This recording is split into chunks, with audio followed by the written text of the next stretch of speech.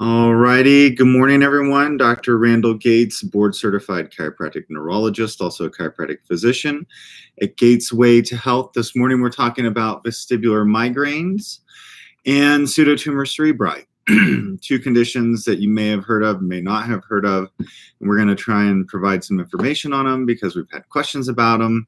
We did a discussion on Debarquement Syndrome, I think, Kathy, like 2 weeks ago.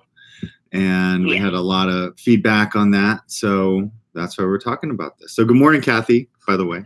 Good morning, Dr. Gates. Good morning, everyone.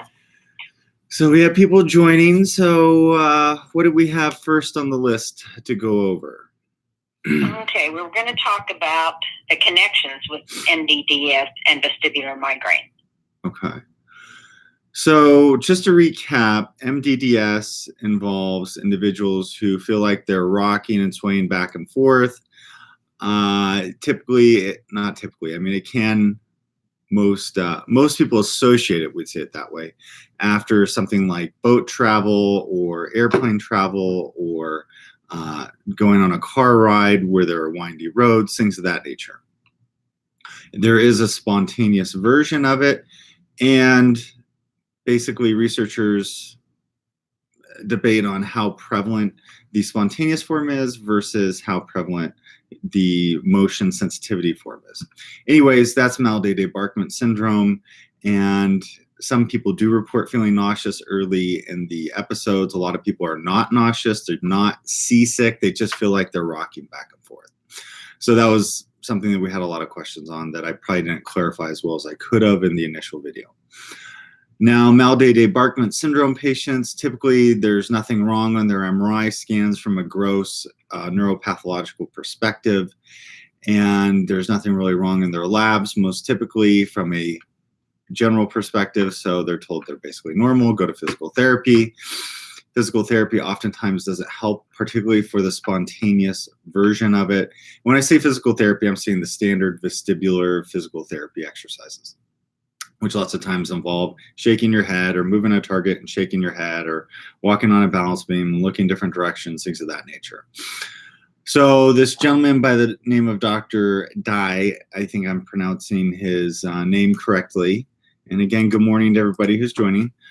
He came up with this novel treatment where he would have people look at like a visual surround, so to speak, that was moving past him. It's referred to as an optokinetic stimulus. And he would be tilting their head from side to side. And a lot of success came from that treatment. So that's his unique, basically, vestibular therapy for Debarquement Syndrome. In doing these videos, we've since learned that he has passed away, is the information we're getting. But other people are continuing on his work at, I believe it's Cedars-Sinai in New York. Nonetheless, Kathy and I talked about some of our perspectives in working with MDDS patients at Gatesway Health, and that we frequently observe this association between thyroid autoimmunity and MDDS. So that brought on a lot of discussion. A lot of people were discussing that in Mount Sinai, I should say, not Cedars-Sinai, Mount Sinai in New York. So with that, other researchers have come out and said, okay, well, how can you develop Debarquement Syndrome when you weren't on a plane, you weren't on a boat, you weren't in a car, right, and as a passenger in the backseat trying to read a book? And so they raised the question, well, maybe Debarquement Syndrome is really due to vestibular migraines, where there's a migraine type pathology that Kathy and I also talked about last week, where maybe you're not getting enough blood flow to part of the brain, and then that's resulting in the quote unquote vestibular symptoms. So there were several articles that came out. I think the first one came out in 2013 that I could find associating MDDS with vestibular migraines, and kind of a big article came out in the journal Laryngoscope in 2017. I just say all this in case any of you want to look it up. And they basically showed that, I think it was like 11 out of 15 MDDS patients responded to migraine medications. And that's why now some MDDS experts are now saying, well, we think that all of MDDS is really vestibular migraines.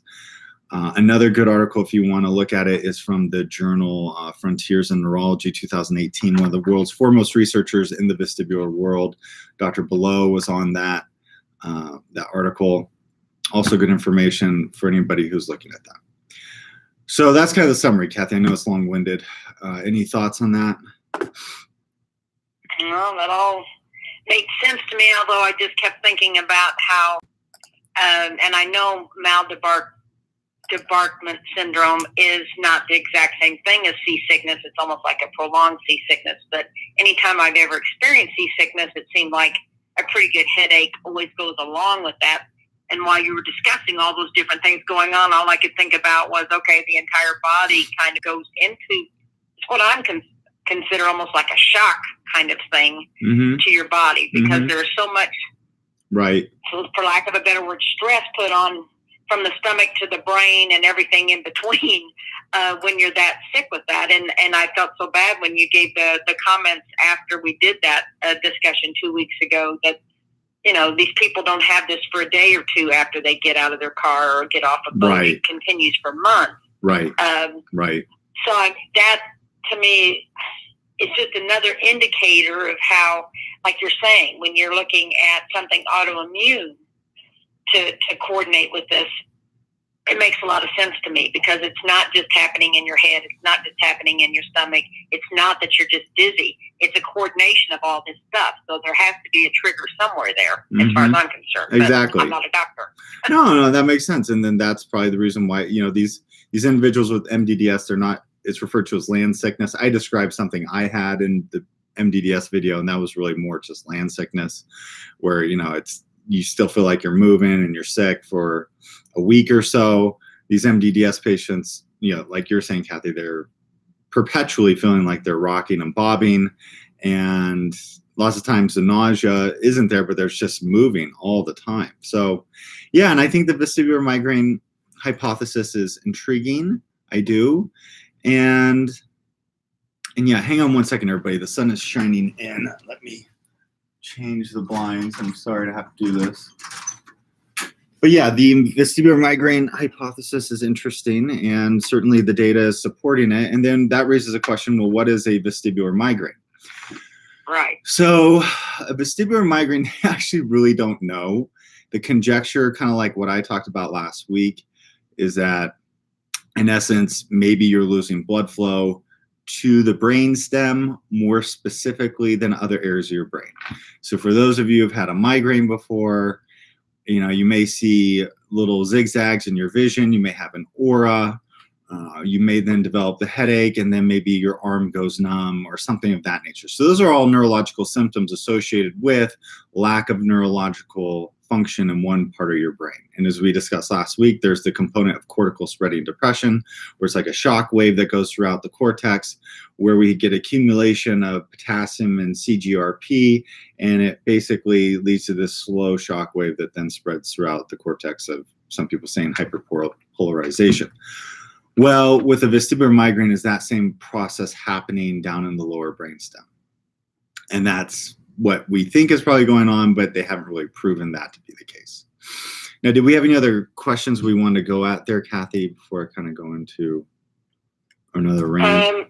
We just had the thing down here about, is there associated information with vestibular migraines? Do we have some other things that coordinate with that? Other things that coordinate with vestibular migraines? Yeah, the question says associated information. Associated information. I think where I was going with that was just that, how do you diagnose a vestibular migraine? So now some people are saying this, and I'll come back to that, Kathy. Somebody asked what MDDS is. They're just coming on. Nice. Okay. It's mal de Debarquement Syndrome. It's a condition where individuals go on a boat, a plane, or a car. They come off and they perpetually feel that they're rocking back and forth or bobbing back and forth. And it typically has to last for over 1 month. And typically they feel better with travel. So like they get in a car and then they all of a sudden feel better and they don't feel like they're rocking or bobbing. There can be a spontaneous form where all of a sudden they just develop it, and they weren't on a boat, they weren't on a plane or in a car on a windy road. So that's basically MDDS. But to get back to your question, Kathy, about the associated symptoms with vestibular migraines, Now researchers are saying vestibular migraines are one of the most common causes of vertigo, which is kind of interesting because vestibular migraines weren't really even acknowledged as a diagnosis in the world of vertigo and dizziness almost 20 years ago. It just started being talked about, and 10 years ago, now everybody's agreeing that vestibular migraines are a common cause of dizziness, vertigo. Now people are saying they're the most common cause. So what's the deal? Basically, ear, nose, and throat doctors, audiologists started observing that in patients who had chronic dizziness or vertiginous symptoms and they couldn't delineate an inner ear factor, they started noticing this commonality where a lot of them had migraines earlier in life. And they said, well, maybe they're having some what's referred to as a migraine equivalent. So they're not necessarily having a headache, but they're having a migraine affecting their brainstem. And then they started looking into it and questioning individuals more. And now the consensus is that if you have vertigo and dizziness and you have associated symptoms of light sensitivity, sound sensitivity, maybe you have a headache, maybe you don't, and you have, some sort of visual aura symptoms, then the doctor really has to consider that vestibular migraines are causing you to feel this way. Just because you have a history of migraines or a history of headaches and now you're dizzy does not necessarily mean that you have vestibular migraines. And that comes from the International Classification Headache Society. I may be butchering that abbreviation, but it's the ICHS, if I remember correctly. That's their consensus statement. So basically, if you have ruled everything out in the inner ear, you don't have a brain tumor, but you feel like you're rocking, you feel like you're spinning, you feel dizzy, and you have light sensitivity, sound sensitivity, you have some sort of visual symptoms, or you have some headache associated with your dizziness, then doctors are probably going to say you have vestibular migraine. So that's what a vestibular migraine is. Okay, that gives me the distinction, because I was sitting here listening to all this stuff, and when you were talking about the aura and the different things going on with the eyes and so forth, and the sensitivity to lights and that I have with normal migraine type of thing. But right. Do we need the dizziness or the movement type of thing to get it into the vestibular category? That's a really good question, and not necessarily. So a lot of patients who have, migraines are nauseous. They're dizzy when they have a migraine. Doesn't necessarily mean they have vestibular migraines. So it's more when dizziness is the more prominent symptom, or vertigo. Okay. And then there's the associated headache features that then we're going to probably call it a vestibular migraine. But again, it's nebulous and it's not exactly exact. Yeah. Okay. So are we ready to talk about Pseudotumor Cerebri? Probably let me go through some of the questions we have proposed here. So, okay, individuals are talking about the medications that they're taking for vestibular migraines. Just know that in the literature, a lot of the prominent vestibular migraine groups are talking about benzos, benzodiazepines, which are medications like Valium, medications like Ativan, Xanax, for helping vestibular migraine patients. I'm not prescribing those. I'm just saying that's what's being talked about, because in essence, those medications are vestibular suppressants. Another important feature that we're finding in the neurological examination of vestibular migraine patients are abnormalities with video nystagmography. So video nystagmography, which are the goggles you put on when you go to a dizziness doctor, we have them here at Gateshead Health, and they're sophisticated, they're pretty elaborate equipment, and they really quantify how your eyes move down to the millisecond. And what we find in vestibular migraine patients is lots of times they're looking in the dark and all of a sudden, like, their eyes will be moving like this when they shouldn't be moving. Their eyes should be still. Or when we're testing how fast their eyes move right and left, their eyes are moving slowly and not moving at the right speed. That's a function coordinated right behind the eyes in the middle part of your brainstem called the pons. Or they may have problems with pursuits. So in essence, what we're finding is that there are these abnormalities in the brainstem, in the cerebellum of vestibular migraine patients. And the hypothesis is, again, that maybe there's lack of blood flow there. And that's why the vestibular migraine process is leading to the cells of those parts of the brain not working correctly. Okay. So what can be done about that blood flow? Anything? And that's a really good question. So in our perspective, when we're working with migraine patients, I generally think insulin resistance or autoimmune. Within the autoimmune world, And a lot of you are going to say, well, I've been tested for autoimmune. And I would say, maybe you have, maybe you haven't. A lot of you haven't had the full battery of tests for autoimmune. I think even what we brought up a few weeks ago, Kathy, regarding the association with thyroid issues and MDDS, a lot of people commented saying, yeah, I have a thyroid problem, or yeah, I developed a thyroid issue shortly after I was diagnosed with MDDS. And I'd say, yeah, that thyroid issue was probably evolving because lots of times the immune system will attack the thyroid for years before you'll actually develop an abnormality in thyroid hormone function. When we develop autoimmune issues, and the thyroid is just the most common tissue or organ in our body to be attacked, when you develop an autoimmune issue, lots of times there are other dysregulated factors in the immune system. One can be nitric oxide signaling. Nitric oxide, many of you have heard about, like weightlifters use it because they're trying to get a pump, so they want to get more blood into their muscles. Well, in autoimmune disease, frequently nitric oxide function declines. It goes down. And so blood vessels will break down. So if you've ever shaken the hand of a thyroid patient, lots of times you're like, oh my gosh, your hand is freezing. And they're like, yeah, my hands are always cold. It can be 90 degrees out. My hands are cold. Well, that's largely because there's not enough blood flow getting to those fingers because nitric oxide has declined. My hypothesis would be, and this is conjecture, but having worked with a lot of migraine patients and MDDS patients, I would say maybe what we're seeing with vestibular migraine patients is just a lack of perfusion into the brainstem for those individuals, and it may be associated with an autoimmune process. That's what I would say. So, does that kind of make sense, Kathy? Yes. Okay. So, in essence, then the blood flow is going to improve when we do these things? Well, the goal is that if we can get the immune system to regulate better, can we improve that blood flow? So there are certain supplements that can help to supplement nitric oxide function, but the idea is the whole nitric oxide thing falls apart when this part of your immune system called Th17 gets activated. I've talked in other videos, there's this thing, they're battling the virus, they're battling the bacteria. The other side is like, the more precision killing side, they make antibodies, and there can be imbalances in these two in autoimmune disease. And there's this guy called Th17 who's the evil dictator who keeps this imbalance going and promotes dysfunction. And so what if you get your gastrointestinal tract regulated better, which is where your Th3 system is, which is largely fired by vitamin D. That's why you hear so much about vitamin D, to better regulate your immune system and get rid of your food intolerances. Change your gastrointestinal bacteria, your 37 trillion bacteria in here, which in Americans are becoming very much more dysbiotic and pathogenic. So that's what I'd say there without going too far. Okay, everybody's saying good morning. And okay.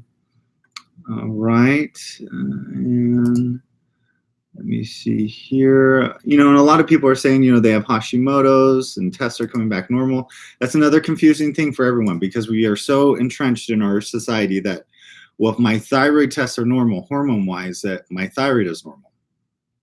Not necessarily true. If your immune system is attacking your thyroid, that's called euthyroid Hashimoto's. You may not need a medication, but you should not have an immune attack above the normal level against your thyroid.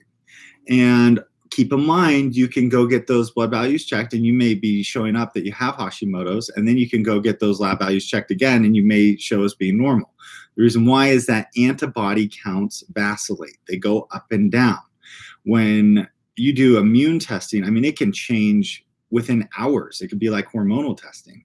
So, and I've tested patients, and they've been totally normal, and then we repeat test them 5 more times, and finally they show up as being abnormal. Why? Because their antibody counts were doing this the whole time. So antibody tests are not perfect. It's not like it's not like a hemoglobin A1C. It's not like other lab values. So keep that in mind.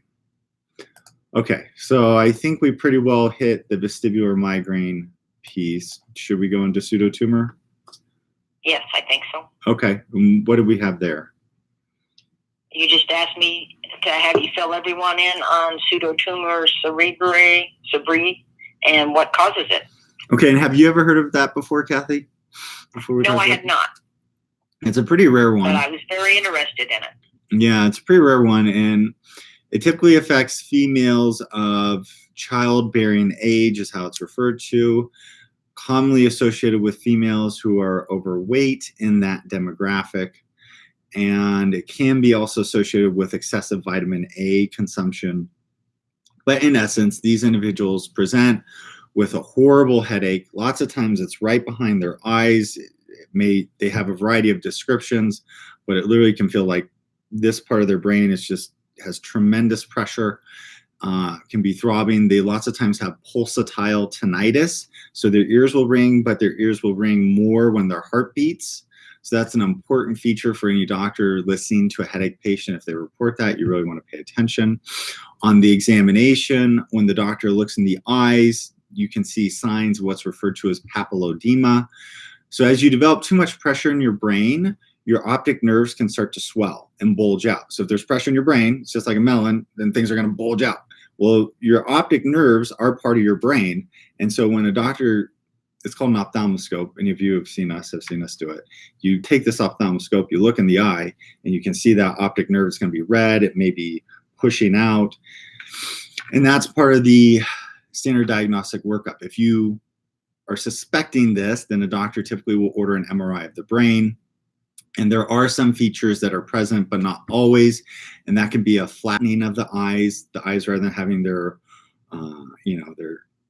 shape of being more circular, will be flattened, as well as they may have what's referred to as an empty cella. So the pituitary gland, which looks like a grape sitting in a little cavern, well, the cavern lots of times will appear empty. That's called empty cella syndrome. And it's important for doctors to order what's referred to as an MR venogram to make sure that the venous drainage of the brain is working correctly. So that's pseudotumor cerebri. What's the treatment? The treatment commonly is basically to try and get individuals to lose weight. That's one of the first recommendations. If the pressure in the brain is too high, and as part of the diagnostic workup, I forgot to mention a lumbar puncture, that's also typically done. But if the pressure in the brain is too high and things are not improving, then you may be referred to a neurosurgeon who can put in a shunt to drain the cerebrospinal fluid in the way they feel is most efficacious. So that's pseudotumor cerebri. What else did we have? That was pretty much it. Okay. What are your thoughts on migraines? Anything we didn't cover last week? Was it in the vestibular or in the tumor thing? I was reading something about folks that have sleep apnea and stuff like that are more apt to have that as well, correct? Yeah, I think that would fall into pseudotumor. I could be off on that though. Yeah. Yeah, I'm awful sure that's where I read that. And I know when I did, then when I went into more stuff and that they talked about and the different medications that they would give them, I thought it was interesting, and the different health, it was the health problems. People that have this condition are linked to secondary intracranial hypertension, include Addison's disease, anemia, blood clotting, kidney disease, lupus. And like I said, there's too much vitamin A, that stuff. But then they had Addison's, anemia, the sleep apnea, which a lot of that stuff, I mean, you and I have talked about the sleep apnea thing, and I kind of have a deal about it. I kind of thought it was the new trend for everybody to talk about sleep apnea, and that if you had this going on, okay, you need one of these machines. But now that we're doing these shows and I'm reading more of this stuff, then we talk about sleep apnea. What the first thing they look at is like neck circumference kind of thing. Right. So again, that's another weight kind of issue. So, but the note that I wrote down after I read all this stuff this morning was, we think of our weight, what we look at in the mirror or on the scales. Right. And what we present to the public, I mean, some people care about it, some people don't. I am what I am, and curves are good, and that's fine. But we're not thinking about what we're doing to our insides. What's going on inside of us if we're 100 pounds overweight? We know we're putting pressure on our heart. We know it's hard on our feet and legs. We know these things go on, but, we're not thinking about too much fluid in our brain, or the fact that our neck is so big that we're putting this other stress on, and that things like sleep apnea show up, that sort of thing. That's a great point. Yeah. So if we're having a vestibular headache, okay, we know there are things that blood flow and that sort of stuff. There's things we can do about it. And this pseudotumor cerebri is so uncommon It doesn't happen a lot. Like I said, the main person they're looking at is overweight pregnant women. Right. Right. And again, I'm sorry. Every time we bring up something, I have to bring it up every week. It's always women, especially with headache stuff, it seems. But this is the drum I beat. It's not fair, but it's women. Right. Right. And we need to be looking at this sort of thing as to, trying to catch it or not even have it show up if we were in better shape. If we took ourselves more seriously, or our health more seriously, right, I guess is what I'm trying to say. Right. Our overall, from feet on up, it's all integrated. Uh-huh. And what we do is definitely seen throughout all the different parts of our body. So if we're going to have diabetes, or if we're going to end up with these headaches or whatever it is, we need to be paying attention. And you've made it very apparent on the thyroid and a lot of the autoimmune stuff. You've really brought that to the forefront for people. And I think there are more and more people understanding why they feel as bad as they feel. But these individual maladies, MDDS, vestibular headaches, the Pseudotumor Cerebri, those things, they're all very specific and have, pretty specific causes.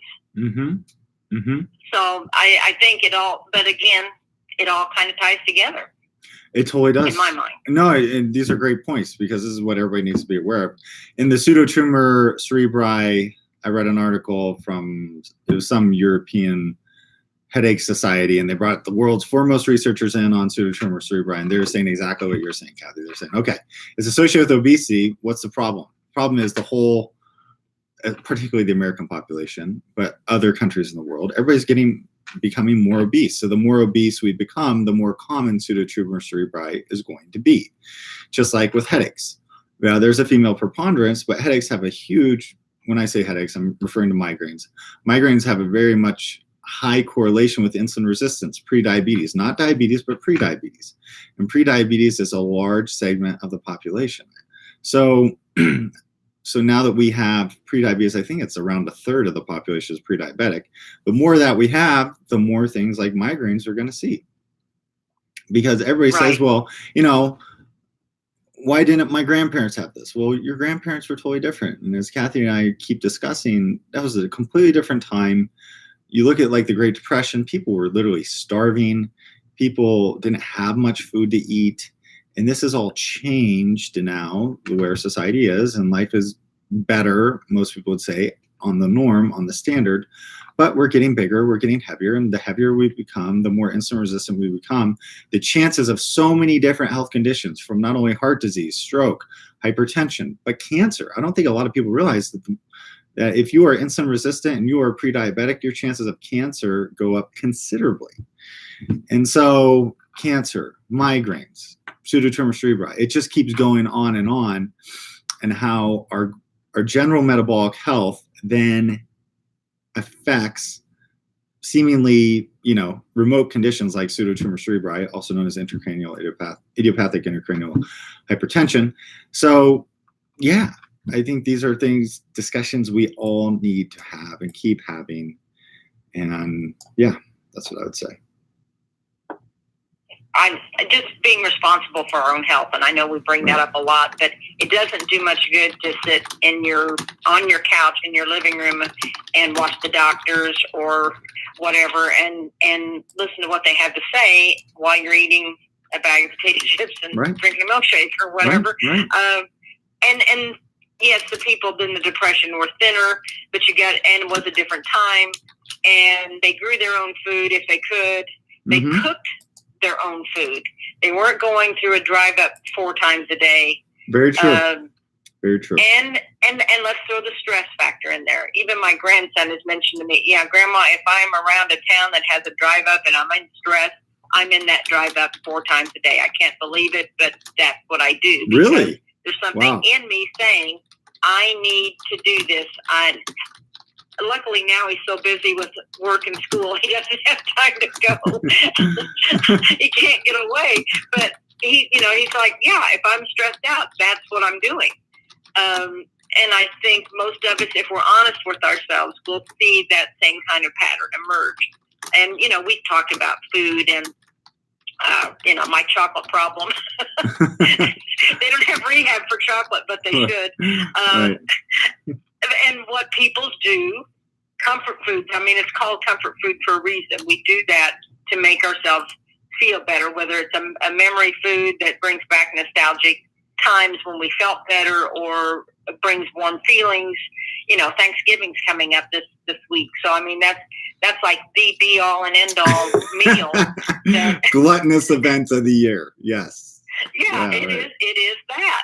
Eat And till you yeah, sleep. your mom and your grandma and your aunts are going to pull out all their good recipes, and they're going to have all this really good food. Yeah. And I'm going to be doing gluten-free noodles.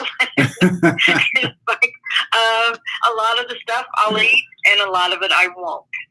Right. But I guess I'm so happy with what you do for people and what you're able to tell them and try to get them on the right path to better health, because it actually does exist. We don't have to feel bad. We don't have to be on 100 prescriptions, and we don't have to go to the doctor every week or 10 doctors trying to get all this stuff taken care of, when we just maybe need to pay a little bit more attention to what makes a body healthy. Right. Whether it's my body, your body, anybody's body, there's kind of a, I don't know, we wouldn't say a Bible, but something there that would say, okay, yeah, you don't drink, you don't smoke, you don't eat all these fatty foods. There's probably a dozen things that you could do that would make yourself a healthier human being. So true. And whether we like it or not, healthy spells happy. Yeah. Wow. I like that. Yeah. And basically the literature on the microbiome is lower saturated fat, lower processed carbohydrate diets tend to do better that are high in veggies. We had somebody respond, well, they're vegan, and vegan diets can be healthy. Vegan diets for some can be problematic because a lot of vegan diets are really high in grains. In my experience, when consumed in high levels, can change those gastrointestinal bacteria. So it's nuanced. There's not one simple thing, but I love what you're saying there, Kathy, about how we've just lost touch. And you and I were talking about it last night. Doctors used to be responsible for everything. Now everybody's a specialist, and their focus is getting whittled down more and more. And I need to post what my mentor said, because it's just so true. But I'll probably do that later, unless you think I should go into that now. But yeah. Well, no, I mean, it's just a matter of caring for yourself. Let's put it that way. We see these things on Facebook all the time, telling people to be strong, be happy, take time for yourself, all the things that is supposed to make a better life for us. And I share them a lot because I think people need these positive messages. Right. But I think the positive, what the world could be if we did that. I mean, how much stuff is on TV every day about healthcare? You talk about the cost of the testing people have to do. What's so great about what you do? You put a program together that's unique for each individual. I watched some of your testimonials this week. And I mean, the gentleman talking about how you made him his own program. He got his concussions and stuff. You got it under control. You got him almost back, not perfect, but the man said, this is a long way from where I was. And it's in 3 months' time. I mean, I thought it was pretty amazing. Yeah. So, I mean, health doesn't just come to us. We're born healthy, but what do all of us old people if you got your health, you got everything. Well, if you're not taking care of yourself, you're not going to have your health. Right. So take care of yourself first. Very true. So true. Yeah, I love it. That awareness is huge. That awareness is absolutely huge. Yeah, and I would say for all of you who really want to be healthy, talk to your doctor about getting your C-reactive protein checked. Talk to your doctor about really checking your blood sugar, your 3-month measure of blood sugar. And yeah, I think those are just good things to have done, because they're just real general indicators of maybe something's going wrong. And just because your cholesterol is normal doesn't necessarily mean you're healthy. If I had to pick one marker to do outside of like ruling out for bone marrow conditions, if I had 2 markers, I would do a hemoglobin A1C and a C-reactive protein. Just because that's going to tell you if your diet's going off the rails. And those 2 markers tend to go up with these conditions. So I love your perspective on this, Kathy. I think it's super important, super helpful. very practical, and something that we just need to keep getting out there, so to speak. Well, if we think about it, I mean, we adults, whether we're senior citizens, your age or whatever, we're also, raising the kids and grandkids now that are going to be the next generation. And if we're feeding them all of this stuff, they don't have a chance at good health. Right. So we need to be responsible for ourselves, but we need to be responsible for those kids as well, to make sure that, they're getting the right types of foods, and they, exercise. People put it on TV all the time, but they are our next generation, our next hope. So we want to be a strong nation, and we need to be a strong world. So we need to be healthy. We do, and it makes me sad that, like, my generation, we knew our grandparents came from that Depression era. I mean, right.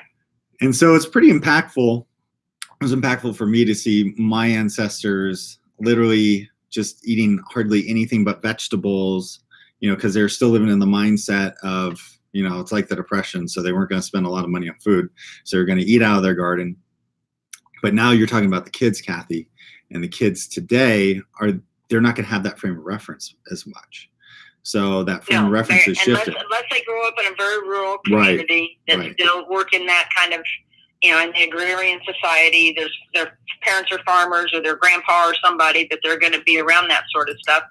And I have friends, I'll say, well, let's grab the organic this instead of that. And they're like, well, why? It's really expensive, and it's not that expensive, and it doesn't have a lot of pesticides on it. And I prefer not to eat poison, so let's get this one.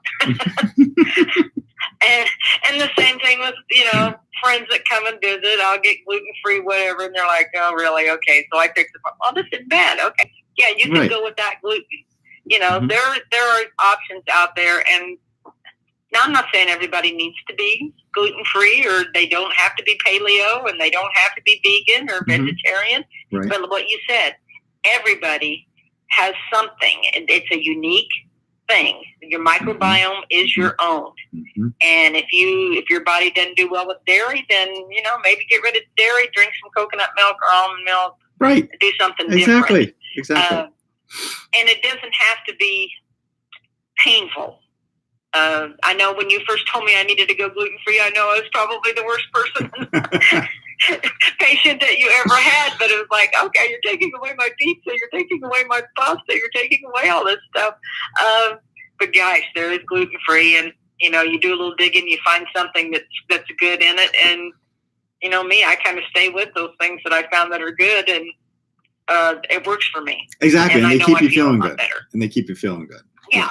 Makes you feeling better. You can get up every day, and you're not going around complaining to your friends all the time and tell them how bad you feel. It'd be nice to go to dinner with all your friends if you're in your 60s and not spend the whole meal talking about all your maladies and how bad. Oh my gosh. Yeah, I just did oh my gosh on that one, because, oh boy, it's actually, from the doctor's perspective, when I go out with, let's say, individuals in that age demographic, it's just the whole discussion is spent talking about health so often. It's like, oh my goodness, I think it'd be nice to talk about your grandkids and where you how went good on you're vacation, feeling, and, exactly, what you're doing, and how good they feel and so forth. And hey, we went out yesterday and walked 2 miles, and oh my gosh, we got so much done when we got home. That would be a nice way to spend your senior years, as opposed to spending 3 days a week in some doctor's office and not feeling well. I was not that, I was a senior citizen when we started this deal. Right. And so you can change. You don't have to be, don't look at it and say, okay, I'm too old to make a change. No. Because health doesn't have an expiration date on it. Yeah, and there's so many good options out there now, whether it's gluten-free, it's vegan, there's so many options. And it's so much easier to eat this way. And they're much more accessible than they used to be. Yeah, I mean, it's crazy. So our excuses are going away, and so I'm appreciative of those options. And me, like the fresh baked paleo is what I rely on, because that keeps me feeling really well. And I think another important thing is that stress. I think stress is a huge factor as to why people go off the rails when they're eating. Like you said, your grandson's going through fast food drive-through 4 times a day because he's stressed. that's the other big discussion that we all need to be paying attention to. What are your stress levels doing to how you're eating? I know I was so guilty of that around the time I met you, Kathy. So, oh yeah, yeah, you know, it's just. And keep in mind the other one that we said last week when we were talking headache, processed foods. Right. That thing of fresh vegetables and fresh stuff that you're cooking yourself, as opposed to whatever you're buying in a box that's easy. It's easy, right. but easy doesn't spell healthy. Right. It really does not. It really does not. Easy does not spell healthy. You had some really good coins here, Kathy. I like this. These need to be T-shirts. They need to be bumper stickers. I like it. I'm serious. It's just things I think of when I talk to friends or see people I haven't seen for a while, and they tell me things. Or I'll meet new people at a dinner party or something, and I'll say, no, I won't have any bread. You know, I'm gluten free, and they'll be, why are you gluten free? And then you tell them, hey, you know, I used to not be able to get down on my hands and knees or bend or get down to the bottom shelf at the grocery store or whatever, and my knees were so bad, or I couldn't play sports with my grandkids because my elbows hurt so bad or whatever. And they're like, well, what'd you do? And I'm, well, main thing is just get rid of gluten, which to me is a big poison for me. It's not for everybody else. And I pretty much did away with dairy too. Right. Which is a big deal for me. So, right. I mean, just those couple of things. I went to be able to, you know, what did I tell you this week? I was up on ladder, trimming trees, doing stuff. Right. 10 years ago, that was really hard for me to do. So, for me, that's a big deal. Doesn't mean that that's going to work for everybody. It's like you said, you individualize your stuff for people, so they may have something totally different. But to me, it's just amazing how the testing that you do, and like you said, you do a battery of tests, but there's a reason for that battery of tests, because you can glean all the information you need to figure out pretty much what's going on with those folks. And whether it's a vestibular headache or MDDS or thyroid issues, then you can, you know, put a plan together that lets them know a direction at least they can start on, a little path to take to get back to feeling better, which I think is just amazing. And I thank you every day for it. Well, the feeling is mutual. So, yeah. And we'll keep plugging away. I like it. Well, I think this was great. And we had a lot of great comments on this. So I would say if anybody has any other comments, let us know. We'll try to get to you. And any other closing thoughts? Anything else I want to talk about? Because I think the last couple of weeks has been some interesting stuff that folks have sent to us. Yeah, so if there's another type of migraine disorder you want us to talk about, anything else all of you have questions on, let us know. And we'll try to go through them because, this is good stuff. So, all right. Well, thank you, Kathy, so much. And thank you, everyone, for joining. Thank you very much, Dr. Gabe. Yeah, and everybody Happy Thanksgiving to everyone. Yeah, exactly. Happy Thanksgiving, and I hope everybody has a nice, safe weekend, and we will see you next week. Okay. We'll end here. Da-da.